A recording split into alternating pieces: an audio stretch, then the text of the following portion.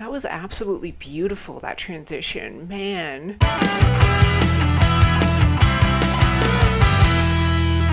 Hello everyone, and welcome back to my channel.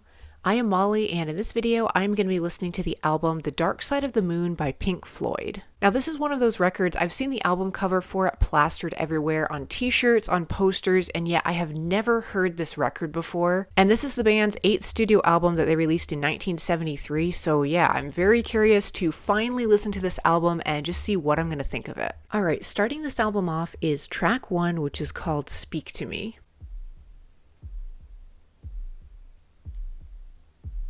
It sounds like a heartbeat. It's just like this really subtle rhythm.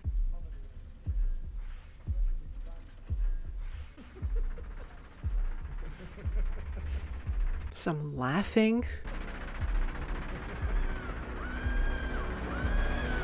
Alright, I'm going to pause it really quick. That was track 1, Speak to Me, which was kind of just like a little introductory song into this album, but very ambient. It sounded like this really faint heartbeat that sort of faded in, and then there was some maniacal laughter going on, and it sounded like industrial noises too, almost like you were in a factory, and it kind of had this like ambient echoiness to it. But I'm going to continue on with track 2, which is called Breathe in the Air.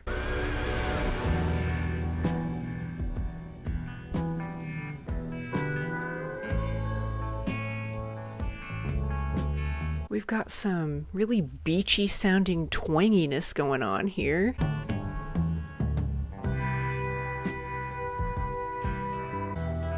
Don't be afraid to care.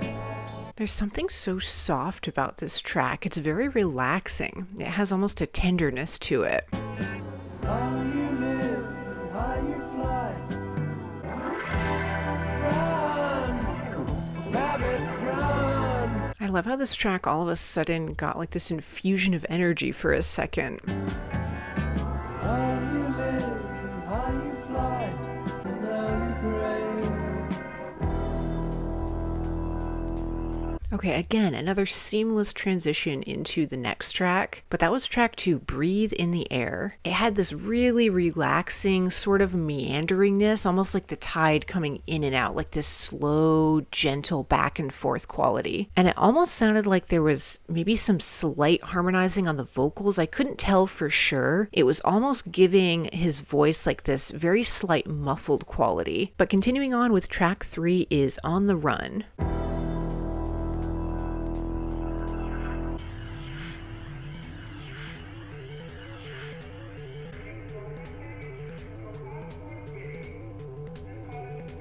Some ambient talking. It sounds like someone's voice over an intercom.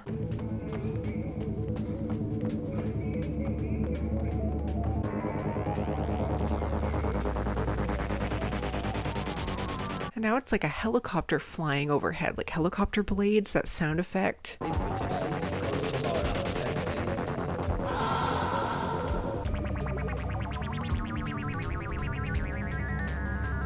It almost sounds like this is part of an arcade game soundtrack or a video game or something. It has this highly electronic tone to it.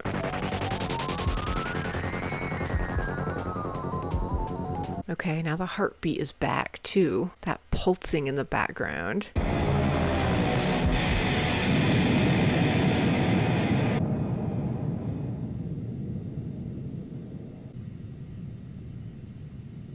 Well, that was track 3, On the Run. Very interesting song. That one was purely instrumental. There weren't really any vocals except for that laughter that kind of came in there toward the end. That song, though, almost had like this panicky sort of quality to it. Very opposing sound to the last one, Breathe in the Air, which was very relaxed and calm. And then On the Run, it's like all of this momentum picked up, and it sounded like someone running away from like a helicopter or something that was out to get them. Okay, up next is track 4, which is called Time.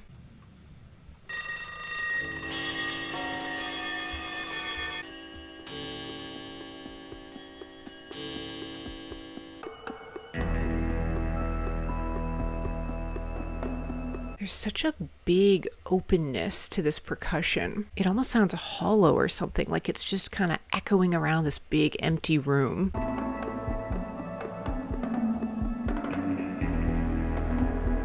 Taking away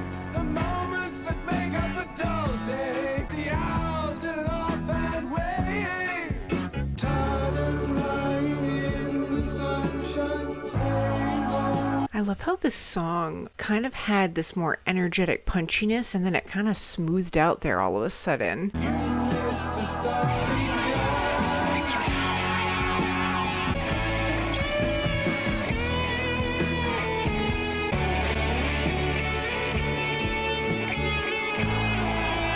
The tone of this guitar is really interesting too. It almost has this slight fuzziness to it.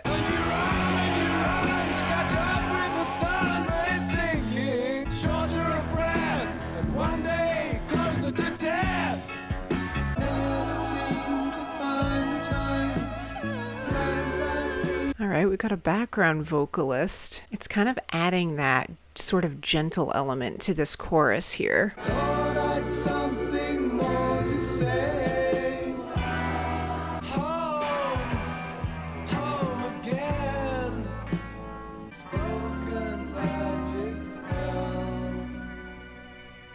That was track 4, Time. I absolutely loved that one, how it would kind of go back and forth between that punchier, more rock-sounding verse, and then the chorus would just smooth out and take on this really beautifully ethereal tone. The beginning was interesting too, how it started off with all those alarms going off, and it sounded like a church bell as well, almost like it was just waking you up out of a dream or something. Okay, moving on is track 5 called The Great Gig in the Sky.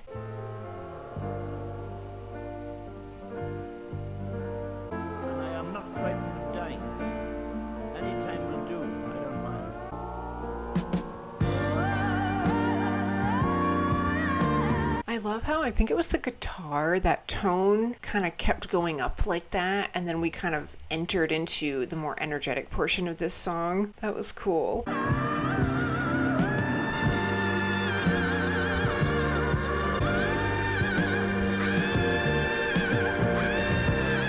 This song just keeps expanding. Man, it's bringing so much energy to it.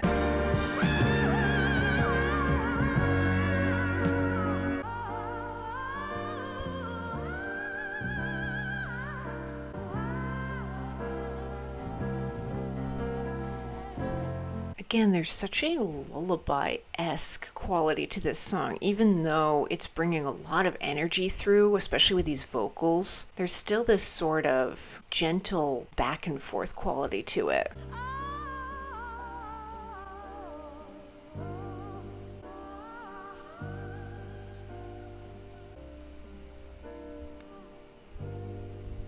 That was cool. It was almost like you were floating away there at the end, how it faded out like that. But that was track 5, The Great Gig in the Sky. The vocals on that one were amazing. They had such a big, like grand, expansive quality to them. They took up a lot of room with their sound, if that makes sense. And then the instrumentals kind of opposed that. Like they almost brought this really melodic softness to kind of balance out that really big, grand sound that the vocals brought. All right, up next is track 6, which is called Money.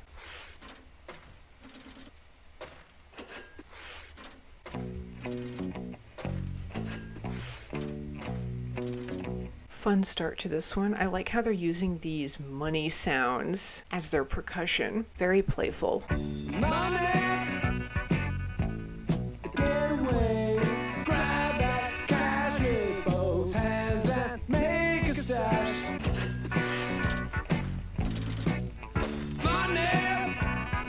Again, with the twanginess on these guitars, it's almost got this rippling quality, like they play a note and then it kind of shimmers out and dissipates, if that makes sense. Traveling section, I think I need a little jet.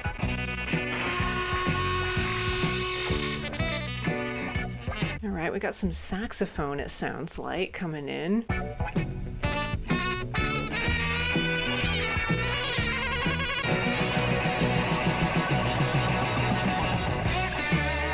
Okay, this one's bringing some energy, that's for sure.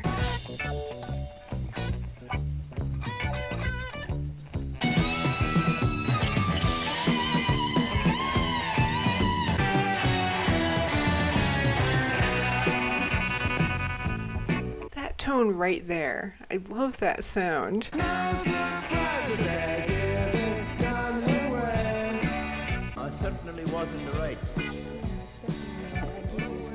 For bruising. Heavy blood starting to matter out.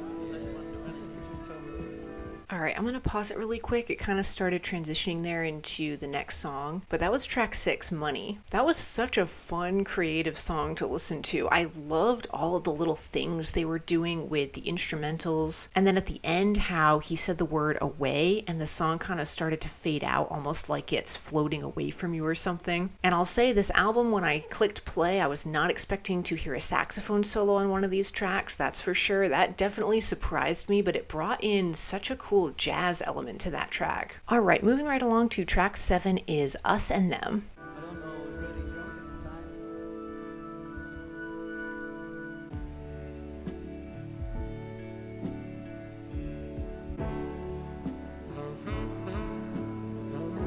the time. All right, they're keeping the saxophone on this one as well.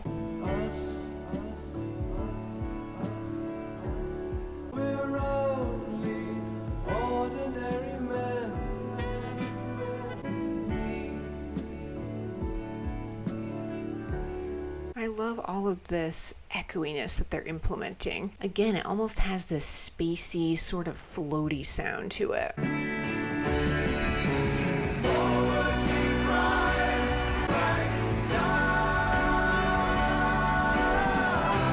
That was absolutely beautiful, that transition. Man, so well done.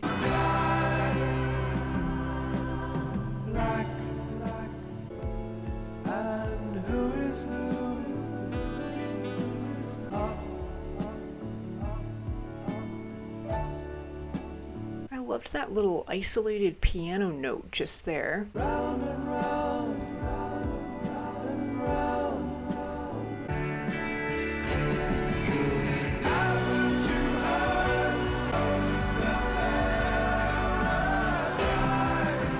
us? It's almost like on this chorus, they just wrap everything up in this beautiful blend of sounds. Like everything they've used on this album so far. You have that second vocalist, you've got the saxophone, just all mixed together so well. Then they're gonna kill you. So like, if you give them a quick short.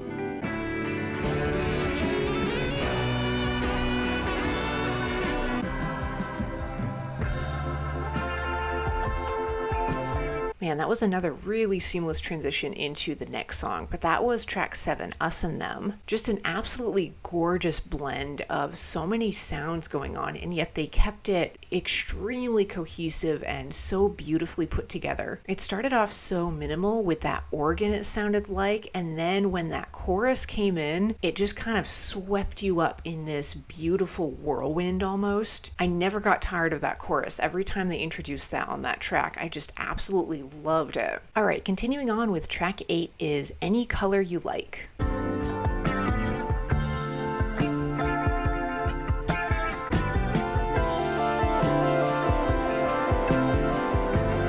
Now we've almost got like a Tame Impala-esque sound going on. There's such a strong electronic quality to this one.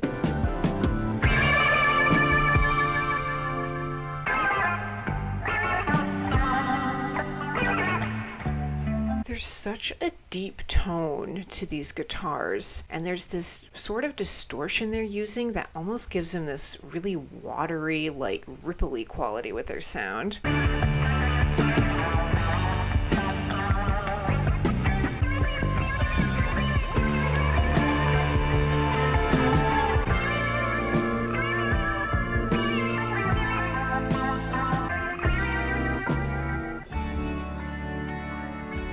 That was track 9, Any Color You Like. I loved the use of distortion on that one. The effect they were doing with just the sound quality. Like I said, it had this sort of like ripply, watery quality to it. And such a clearness too to the tone. I loved how synthy that sounded with the electronicness of it. But very funky, very fun. And again, it transitioned beautifully into the next one. So I'm just going to continue on with track 9, which is called Brain Damage.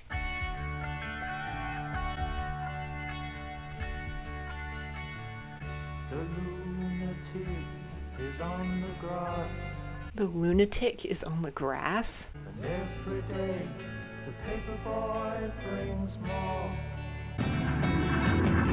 And if the dam breaks open, I love how he just said, and if the dam breaks open. That's exactly what that chorus sounded like. It's like it just rushes in with a flood of sound. I'll see you on the dark side of the moon. The lunatic is in my head. Thunder in your ear. You shout. Yeah, that percussion just there, how he said thunder in your ear, it kind of gave that effect too. They're really doing a great job of utilizing the sound of these instrumentals to kind of amplify what he's saying lyrically.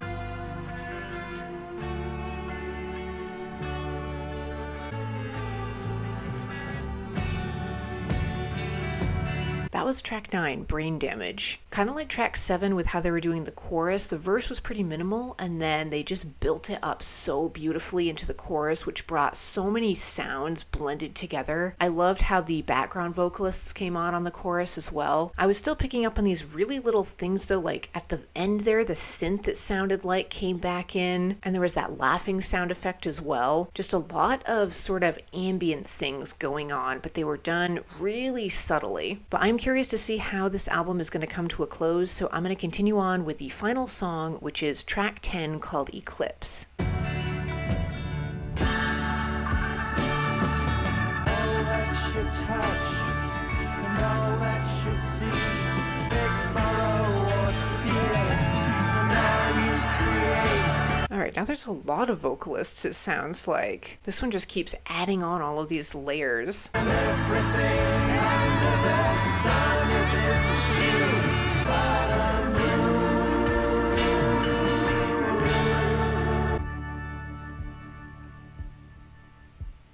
Alright, and now we just have that heartbeat sound effect again, exactly how the album started.